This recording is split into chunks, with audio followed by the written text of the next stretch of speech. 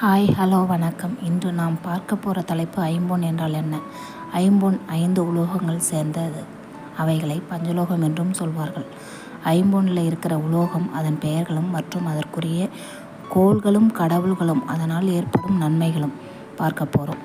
ஐம்பொன்: gold, silver, copper, iron, பிராஸ். தங்கம், வெள்ளி, செம்பு, இரும்பு, பித்தளை. ஒவ்வொன்றும் ஒரு பிளானட்டையும் கடவுள்களையும் குறிக்கிறது. உலோகம்: கோல்டு.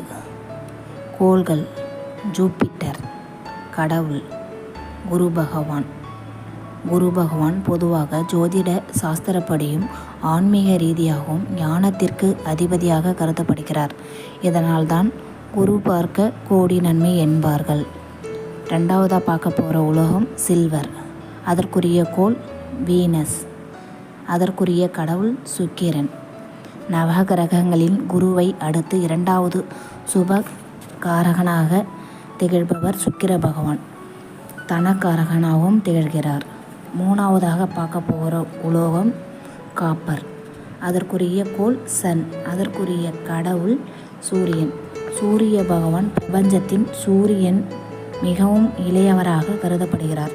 சூரியனை ஆத்மகாரகன் என்றும் பித்ருகாரகன் என்றும் தந்தைக்காரகனாகவும் இருக்கிறார்.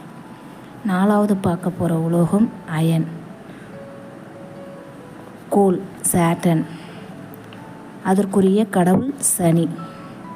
சனி பகவான் மனிதர்களின் உடலில் நரம்பு, தொடை, பாதம், கணுக்கால் போன்ற உறுப்புகளுக்கு உரியவராக சனி பகவானே கருதப்படுகிறார். 5வது பார்க்க போகிற உலோகம் பிராஸ். அதற்குரிய கோள்கள் மெர்க்குரி. அதற்குரிய கடவுள் புதன்.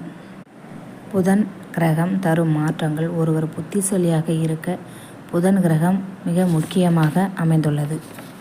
குரு பகவானால் நமக்கு ஆன்மீகமும் ஞானமும் கிடைக்கிறது. சுக்கிரன் சுப நிகழ்ச்சிக்கும் தனத்துக்கும் அதிபதியாக உள்ளார். சூரியன் ஆத்மகாரகனாகவும் பித்ருகளுக்கு தந்தையாகவும் உள்ளார். சனி உடலில் சனி பகவான் உயிரோட்டமாக இருக்கிறார்.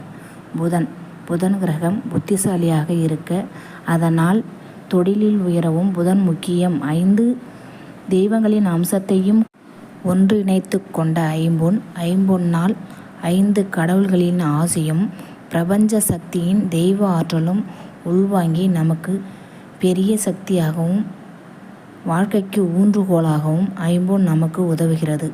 நான் சொன்ன பதிவுகள் பிடித்திருந்தால் ஒரு லைக், சப்ஸ்கிரைப் பண்ணி ஃப்ரெண்ட்ஸ் அண்ட் ஃபேமிலிக்கு ஷேர் பண்ணுங்கள்.